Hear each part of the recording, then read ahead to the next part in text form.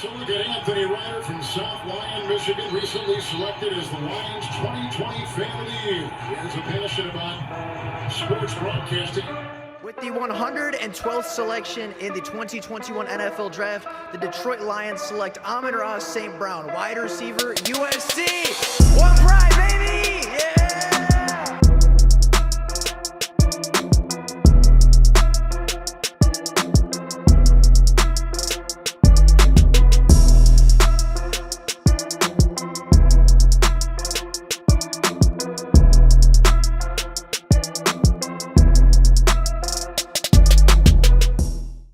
What is going on, everybody? Welcome back to another Detroit Lions video. The Detroit Lions dominated the Denver Broncos on Saturday night. They looked like the elite top of the NFC team that we have been expecting them to be for the entirety of the 2023 season. And for the first time, really since week 6 to 7, really since that Carolina game, the Detroit Lions looked to have played a complete game, and they looked like a true NFC contender. So today I want to talk about this game. I want to recap it. I want to take a look at all the things that went well for the Detroit Lions, all the things that still need to be fixed. Let's talk about whether or not this performance can be repeated next week as the Detroit Lions go to Minnesota, trying to clinch the NFC North for the first time in franchise history, as well as going through the remainder 3 games of this season into the NFL playoffs. So let's start off with the play-by-play, as both teams actually started out really, really slowly.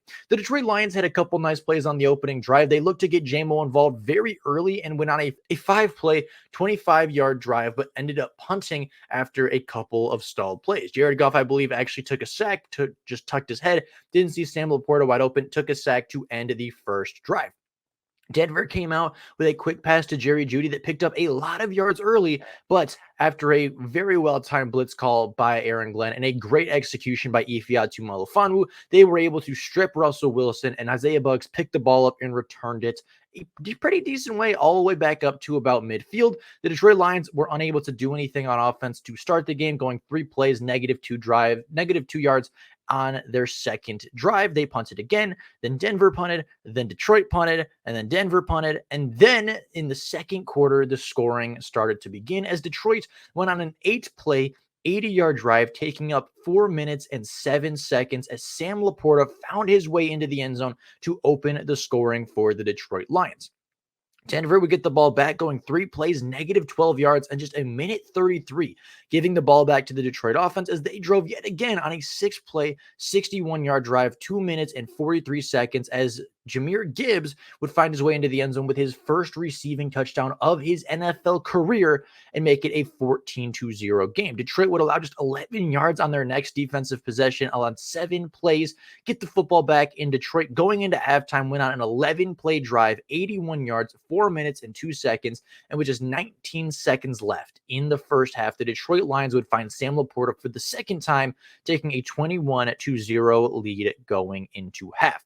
Now, the third quarter slump did hurt the Detroit Lions again as Denver came out on a 10-play, 75-yard drive to make it a 7-21 game. But Detroit responded immediately with an 8-play, 75-yard drive to make it 28-7 and continue that commanding 3-possession lead over Denver. Defense again showed some cracks in the armor as Denver then went on a consecutive 12-play drive for 70 yards, settling for a field goal, but realistically probably scoring a touchdown on that drive. And I think that the defensive help, I think that the favorable calls, I would say, by the referees really helped swing momentum back in favor of the Detroit Lions, because realistically, Denver scored 2 touchdowns on that drive. It should have been 14-28, but with a little bit of help from the referees and a poorly executed offsides play by the Denver Broncos, they ended up settling for 3, making it a 10-28 game.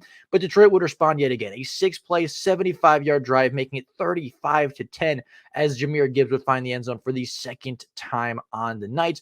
Detroit's defense would get back into it as they would force a punt on the next possession by Denver, but Detroit's offense stalled out a little bit towards the end of the third quarter. Denver would go on to score a touchdown early in the fourth, taking it a 17-35 game on an 8-play, 62-yard drive. But Detroit would answer right back with an 8-play, 44-yard drive with a third touchdown to Sam Laporta to end the night.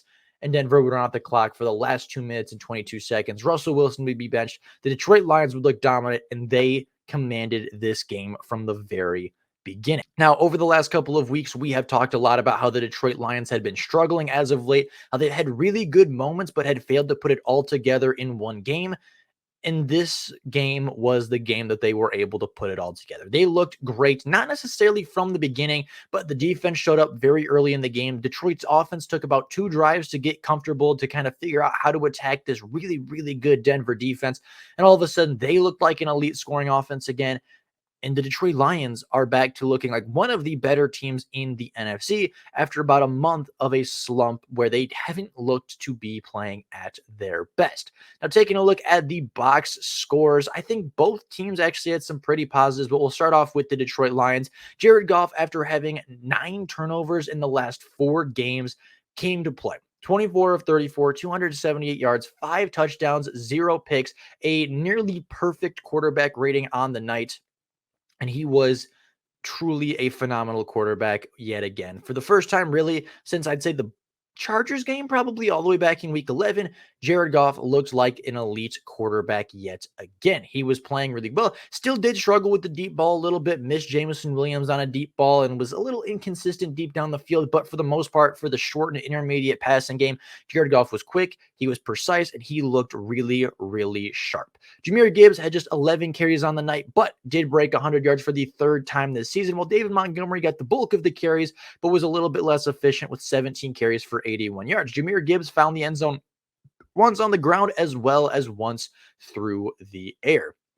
Amon-Ra St. Brown led the team with 7 receptions for 112 yards, 1 touchdown, but Sam Laporta led the team in touchdowns as he had 5 receptions for 56 yards and 3 touchdowns on the night. 6 targets, 3 touchdowns, a great day for him, while Jameson Williams had his most complete day as a pro as well, being 3rd on the team with 4 receptions, 47 yards, which is a long of 18, but having 7 targets on the night. It was the most targets Jameson Williams has ever seen through a game and the most receptions Jameson Williams has had in a contest as well. I think it was his most complete game as a Detroit Lion, his most complete game as an NFL player. And I really like that the Detroit Lions are starting to get him involved early, get that rhythm flowing early. And we saw Jameson Williams make a great yak play. We saw him make a great contested catch as his last catch of the night. I thought he had a very complete game. I know he didn't have a game-breaking play. I know he didn't have a huge touchdown pass, but he was consistent. He was good. He got, I think, at least 2, if not 3 first downs on 4 receptions, and he was looking very good for the Detroit Lions. Josh Reynolds had 2 for 41. He was big with a couple big conversions. Khalif Raymond had a couple catches. Jahmyr Gibbs had just 2 receptions, but did have a touchdown through the air. Donovan Peoples-Jones carried the rest of the team as he had 1 target for 5 yards. Defensively, though, I think is where the Detroit Lions were probably the most impressive. Isaiah Buggs with the lone turnover forced by the Detroit Lions, with the fumble recovery forced by Ifeatu Melifonwu, but Ifeatu was the player of the game. Alex Anzalone did lead the team in tackles with 12 total tackles and a tackle for loss. Ifeatu Melifonwu was close behind with 9 total tackles, a sack, a tackle for loss, as well as 2 passes defended and 2 pass deflections.